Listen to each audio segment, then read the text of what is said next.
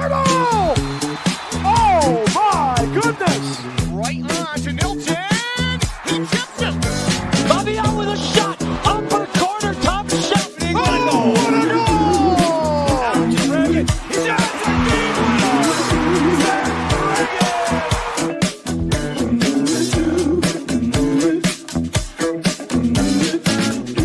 What's going on, folks? What's going on, Mr. Levanko? How you doing, What's buddy? up? I'm good. Congratulations are in order, Alex. I must say. For what? For what? What could you Because- possibly be talking about? Because there was in another sport, Canada decided that they had enough, and they beat the United States. I have you no leave the- idea. Wait, what could you? What are you talking about? When you There was leave there the was a best hockey player game in the that world wide open, he's happened? going to score a goal. Yeah, he's gonna score a goal. Listen, that was quickly out of the way. Honestly, kudos to my American brothers. That was unbelievable That was hockey that was played. And honestly, I'm absolutely terrified at the Olympics. What you guys are going to do? You're on the rise. It was just a stunning display of hockey overall. But I won't lie, it felt good. Yeah. But it was. But congratulations, the American hockey program has come so far, Mhm. and you guys are obviously a massive power now. So yeah, it was fun to watch, regardless, right? So, but yeah, congrats on the silver medal. That's all I'm going to say. Had to get it in once, but yeah. Yeah, But anyway, well, we had to. You decided we opened the show with it too. Phil and I talk hockey all the time, folks. He's from Yeah. Utica, New York, of course, the home of the Comets as well. So he likes his hockey. So anyway, this is a belated welcome to MASL Monday, everybody. Alex Bastiavansky, Phil Levanko, the Chrome Dome brothers, to be joined shortly by a special guest, Yes. our friend Christian Fillmon from the Empire Strikers. First time we've had him on in a while. Yeah. But first, Strikers playing tonight, right after the Playing show on tonight. CBS Galazo. yeah, we're going to set up that game. First, though, Phil, let's just hold on. Do you have a towel to wipe? We have to wipe the egg off our faces Yeah. from our playoff description last week. Phil, please explain what Mea what culpa. we did. I apologize. I read the rules Both of us. wrong. I thought seeds 1 and 2 get a bye. They don't get a bye. They just get a rest day. So I read it all wrong. That's on me. It's why we took the show down on YouTube.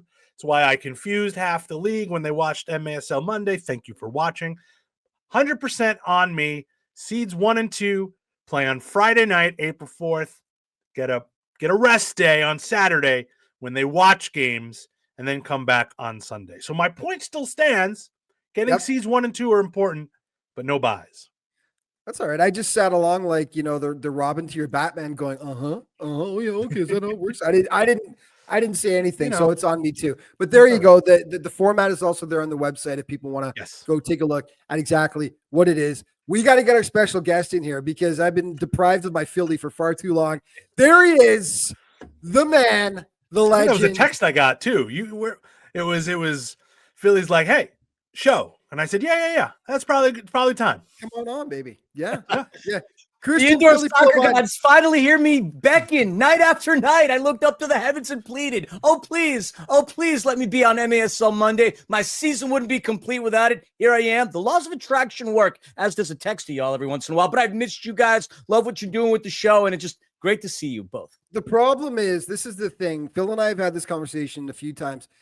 You're just a little bit too subdued for this show, Philly. So we decided that when you took it up just one notch with Yeah. your excitement level, with the goal calls, then we'd have you back on. And we've decided that finally you're at the point where I think you've got enough exuberance to match what we've got going on the show here.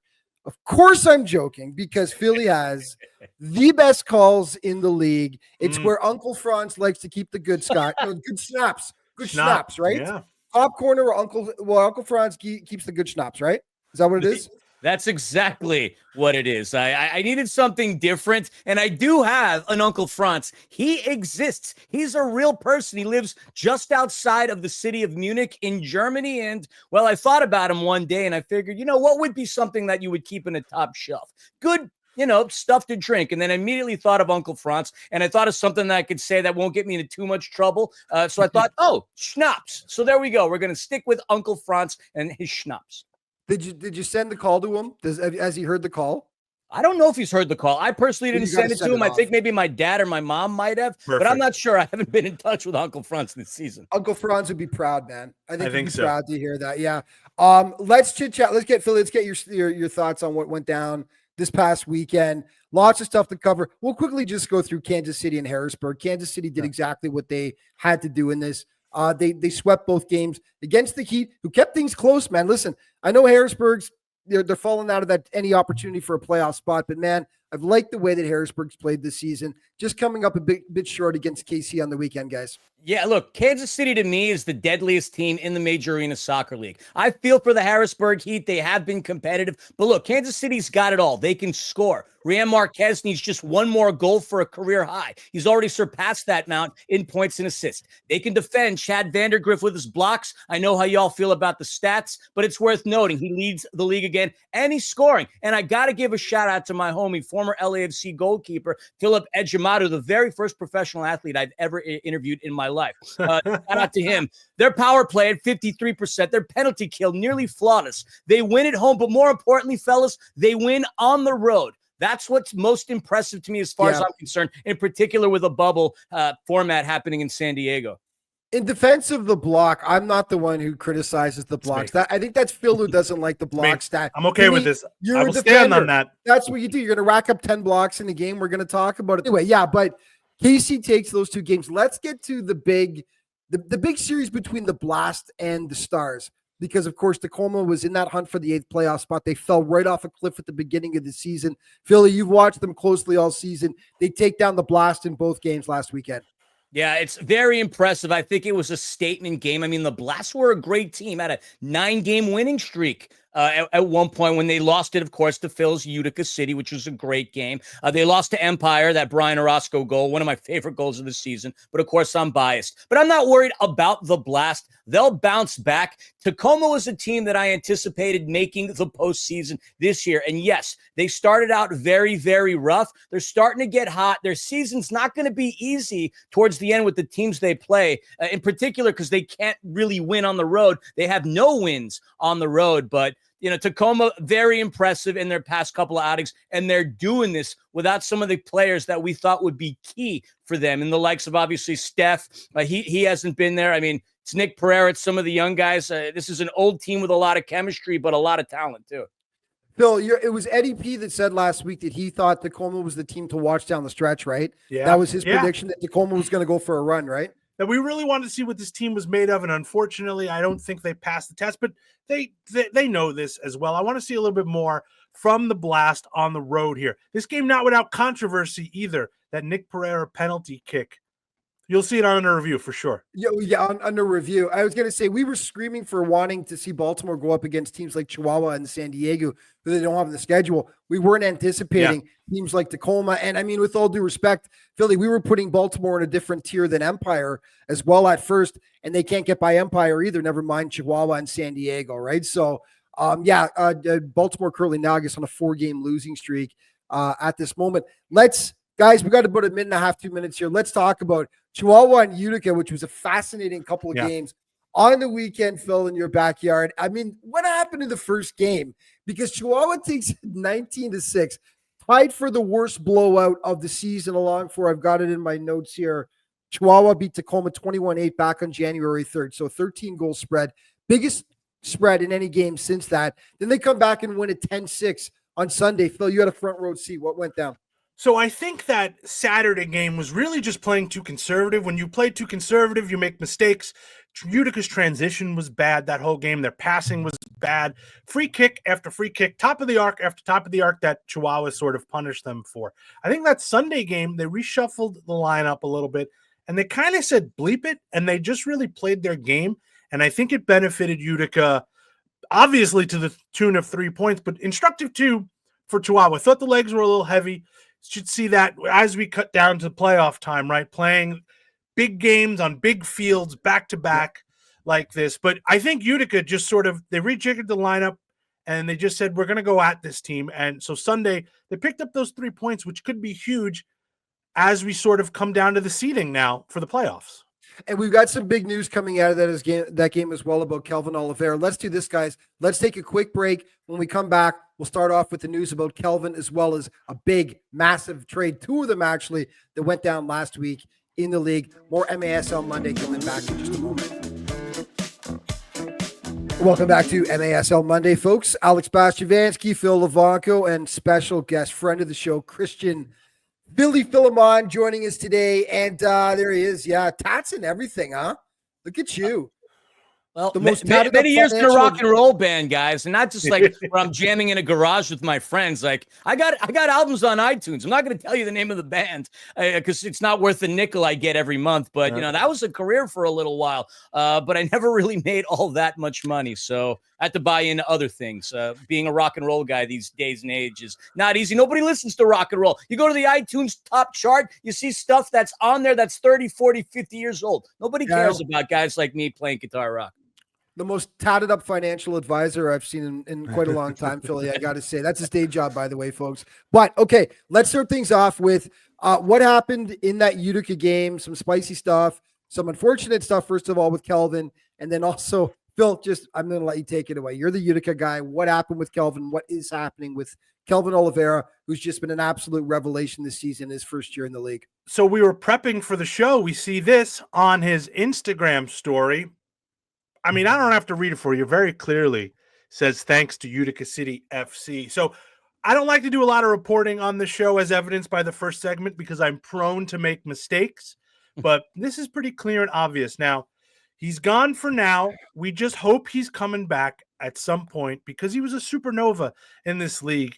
And we all loved watching him. And Utica sure loved having him there. So let's hope he's coming back. And the general, okay, what we've been hearing is that he most likely will be back for the playoffs, or we don't know that for sure. What are we saying? I'm not comfortable to say any of that stuff right now because I haven't gotten it confirmed either. So as much as I'd love to be Adam Schefter, I'm not Adam Schefter. So I just don't know yet. That's why I was trying to get you to say it because I'm comfortable with having you say whatever, right? I'm taking the easy way out there. Okay, so Philly. Already 2 shows disappearing on YouTube. That's it, man. I know. Yeah. Philly, let's talk about the 2 big trades. Let's start with, the all-time leading point scorer, Franck Tayou, going from St. Louis to Milwaukee. The rich get richer in terms of goal scoring and everything. What's your take on this trade? And Robert Williamson going back to the ambush. Frank wasn't really happy in St. Louis. Is this sort of a hangover from the suspension that happened, a month ago? What do you know about this? Oh, definitely part of that. Look, there's no surprise that Frank was going to land somewhere. Going back to that game where St. Louis was at Empire and Empire won, I heard some drama in the St. Louis locker room. You could hear it from the outside. They were shouting and all kinds of things. But, that happens when you have competitive people. I saw Frank just as I walked out the building. We've had a relationship for a number of years as he spent time in Ontario. We chatted and he seemed to be really relaxed and calm, in a good mood even. And it was shocked to see that he got suspended, but he's out. Now he's in Milwaukee. Look, Frank is Frank, but this is the first time I believe that he's walking into a locker room and to a team where he isn't going to just be the man. The locker belongs to another one of the superstars in this league and this sport, another man who's meant to be on the MASL Mount Rushmore, Ian Bennett. This could be a Batman-Superman partnership like the comic book. It could either be incredibly successful or highly volatile. On paper, this adds a lot of firepower and opens things up. Frank will draw a lot of attention, which could free up some of his other teammates to score. A Frank to Ian assist would be epic, but this is going to be very interesting. And look, it's an eyebrow raiser. Can these 2 high-scoring phenoms coexist together? We know Jules runs a pretty tight ship at Milwaukee. I'm very curious to see how this is going to pan out. Phil, you know this. IB26 owns that Milwaukee dressing room. He is the legend in Milwaukee. How do you think they're going to coexist? What's your take on things? So 94 team goals this year from Milwaukee. It's not like goal scoring is a problem. I hear everything Philly is saying, and I totally agree with him. I just question this move on both sides, right? Milwaukee doesn't really need Frank, right? If anything, St. Louis needs him, right? They've got almost 20 less goals than Milwaukee has this year. So chemistry stuff this late in the year, I've got, some questions about. I don't know what the ambush are doing either. Does this signal the playoff push is gone? They're 8 points out, right? They're 8 points out right now. Although they do have how many games in hand on Tacoma? They've only got 2 games in hand. So I mean, yeah. And someone's going to have to move to the back now as well. It's not going to be Frank. It's not going to be Ian. So who's going to play defense now from those frontline guys? Maybe Huffman. I know, he's probably not lighting up the score sheet as much as he would like. So he's probably the early candidate. I just have a lot of questions about this trade. Now, Philly's right. We all know why this happened, but it's going to be interesting to see how Frank can blend into Milwaukee and what St. Louis is going to look like after this. A season of so much hope and promise now sort of lands here. Yeah. And let's talk about the other big one, guys. Moises Gonzalez going to Chihuahua for cash considerations. Really, the rich getting richer. Moises just joined the 300-point club, of course. I mean, this is a blow to Tacoma, though. I mean, Tacoma, they started playing great recently. They swept their the 2 games on the weekend they just played. They're now in a playoff spot, and they give away Gonzalez, I mean, for cash considerations. But, Philly, what's your take on this one? I mean, look, they've won quite nicely without having him recently. I mean, same thing could be said about Utica City, not having Kelvin, not having to go around that. I mean, Chihuahua doesn't need anybody to be a threat in this. The one guy that I've loved in this league for quite some time, and he did not play last season because he was injured the vast majority of the time, is Pareja, Jorge Rios. With that guy firing on all cylinders, and the way he is, look, he was only 3 goals behind Kelvin Oliveira. At this point, I think Rios can run away with the golden boot because he's just that phenomenal of a scorer. But you add Moises Gonzalez on there, that's just another player that could add some more goal scoring to a team that doesn't need it. They've had some lopsided games, as we've alluded to, and if you look at their goals for, it's staggering. It's eye-dropping, jaw-dropping, eye-popping, but yeah, you said it. The rich get richer. At times, though, I'd love to know what some of these cash considerations are. Yeah, I know. We'd have to open the books for that one, right? Phil, let's talk about, we got about a minute and a bit left here. San Diego remains undefeated at home. They take down Milwaukee 5-3 on Saturday. What were your takeaways from this game? Devoy Morgan shining again for San Diego, lighting up the score sheet as he usually does. Boris Pardo played great game. 2 years ago, I voted for him for MVP along with because he other. set the bar so high, though, right? I mean, it's you're comparing it against himself. But there's been leaks. There's been leaks this year. I thought he had a really good game against the Wave, and now this game tonight, Monday night, is massive for Milwaukee. Because they're on a little bit of a skid, and they need to sort of right the ship too. What an amazing segue, Phil. Was that on purpose? That's amazing. Leading in to our next topic tonight, we've got Empire, we've got Milwaukee, we've got the man who's going to be calling the game in Christian Fillmon here. We are going to take a quick break and talk all about tonight's showdown. More MASL Monday coming back in just a moment. Welcome back, everybody. It's Alex Bastiavansky and Phil Levanko here. We just want to keep talking. You basically can't shut us up. We just want to keep talking MASL. So here we are once again. Thanks for joining us. Phil, let's just go over a few things. We're just vibing. MASL's vibing here. We're going to talk about, what we're going to see down the stretch, what we think we're going to see down the stretch. What excites you most down the stretch, Phil, as we get towards the last few games of the season? It's a great question.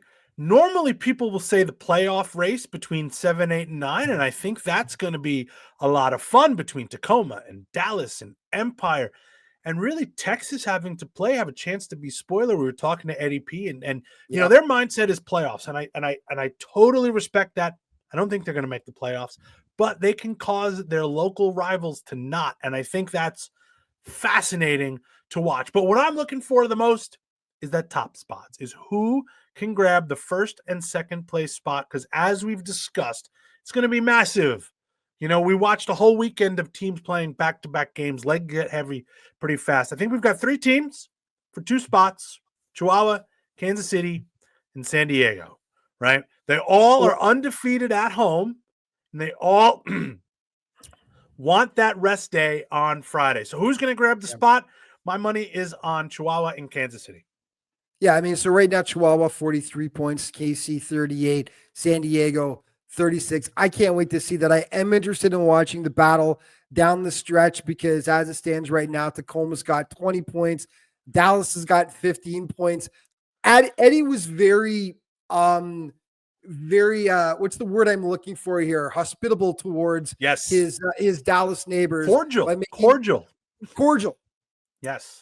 Talking about how, you know what? Yeah, they have a rivalry, but they all know each other so well and everything. So in some ways they'll be, congratulatory to them about, qualifying for the playoffs. But I'm sorry, Eddie's a competitive guy. And I think that the unsaid thing was still, yeah, they would take a bit of joy in knocking it. Do they have each other 4 more times or 3 Something more like times? that. We have to pull up the schedule here and find out. But they've got chances to play spoiler.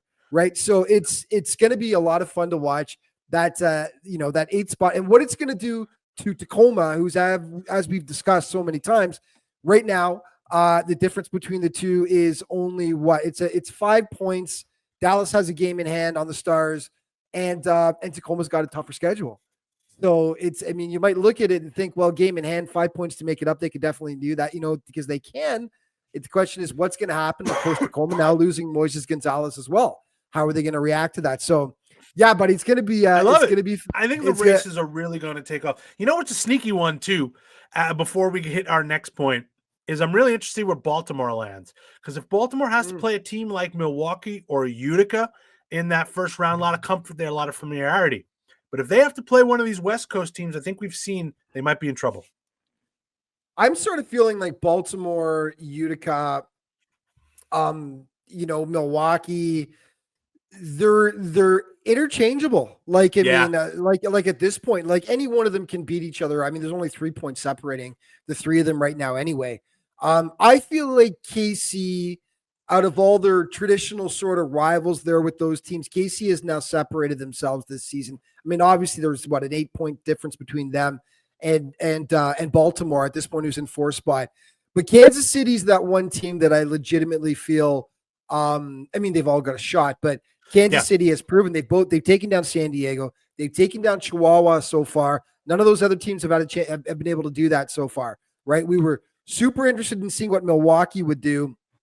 And Milwaukee lost against Chihuahua, and they lost against San Diego as well. And Baltimore losing to Tacoma, for crying out loud. They had a chance to flex some muscle there, and they weren't able to do it. So anyway, Baltimore's got a little. Their vulnerability is their back line. They're big target forwards they have a problem with. They had a problem with Vinny Dantas in Utica. They had a problem with Nick Pereira all weekend. So that's, if anything knocks out Baltimore, who I think are high flying, can score with anybody, I think that back line is going to be their undoing. If Baltimore makes a significant playoff, regardless, you think right now Dave Bascom's is a front runner for Coach of the Year with what he's done with Baltimore?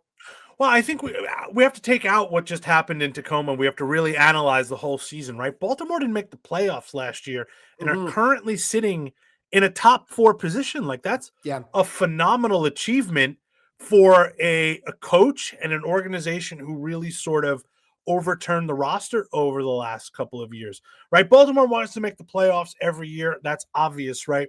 But when you have to bring in new players and the amount of new players that they brought in and have adapted to the indoor game so quickly, he was my preseason pick, Dave Bascom, for Coach of the Year. And I'm not particularly shying away from that too. I just want to add Coach Stokic in Kansas City. That was the other thing. Yeah. Since halfway through last season has not put a foot wrong for that KC team. Well, there's one big reason, listen, let's not gloss it over here. Why, we would throw a lot of support behind a guy like Stefan Stokic is because he's clearly got one of the best haircuts of any coaches in the league as well. I mean, that cannot be ignored, that we've got to, this is a brotherhood. We've got to stand together on this thing. We grade on a curve. This is obvious. We grade on a curve. Yeah, 100%. All players should shave their head, and then we would talk about them more. Look, there's so many benefits to it. You get better wind resistance, aerodynamics. Talk about him, Nick Pereira should shave his head. Absolutely. Yeah. Who's got the best head of hair in the league? That's a question. That should be a topic for another time. Man, I could do Like, this. We can do those 6 are- minutes on this. Those that are not follically challenged. You know what I mean? Like, Yeah. that would be a good one for next week. We should do a poll. Who's got the best? I like this. Yeah, I like this, those yeah. those that are not follically. Well, I mean, even if you think there is someone who's follically challenging, like the way it looks, but I mean, I'm just trying to make ourselves look good by saying something like that. But yeah, that's a poll that we should do. Best head of hair in the league. Who I like do you think it is, folks? Yeah, let us know in the comments there who you think has got the best head of hair in the MASL. We're running heavy here, buddy, so we got to wrap it up. But thanks, Phil, once again, my brother. I will see you. Thanks to Philly for joining us. Yep. I will see you again on Monday. And thank you for watching, folks. And